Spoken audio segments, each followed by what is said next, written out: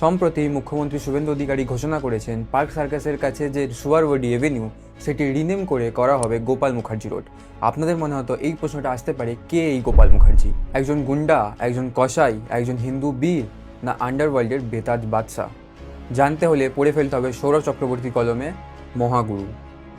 Direct action day, great Calcutta killing, এইসবের ব্যাপারে আমরা কম বেশি সবাই জানি। এই নিয়ে নানান মুভি, ওয়েব সিরিজ কত নাকি বেরিয়েছে, কিন্তু ওখানে যে চরিত্রকে খুব বেশি গুরুত্ব দেওয়া হয়নি তিনিই হলেন গোপাল মুখার্জি, যিনি কলকাতাকে পাকিস্তান হতে দেননি। এক হাতে যেমন তিনি বাঁচিয়েছেন বহু সনাতন ও নিরীহ মানুষদের প্রাণ, তেমনি অন্য হাতে হরণ করেছেন বহু দাঙ্গাকারীদেরও। স্বাধীনতার আগে বহু বিপ্লবীদের সাহায্য করা, বিধানচন্দ্র রায়ের ডান হাত এবং সতে নেতাজির আদর্শে দীক্ষিত হলো এই নাম গোপাল মুখার্জি ওরফে গোপাল পাঁঠা। ডাইরেক্ট অ্যাকশন ডে হোক বা তার জীবনে ঘটে যাওয়া বেশ কিছু মুহূর্ত, সেই সব তথ্য নেই আজকের এই বই মহাগুরু। আপনি এটি যদি বায়োগ্রাফি ভাবেন তাহলে খুবই ভুল করবেন, কারণ এর মধ্যে যে তথ্যগুলি আছে তা পড়তে পড়তে মনে হবে যেন গোপাল পাঠার মুখে নিজে শুনছেন সব কাহিনীগুলো, এবং পাঠক হিসাবে পড়তে পড়তে মনে হবে এটি কোনো ফিকশন স্টোরির থেকে কম নয়।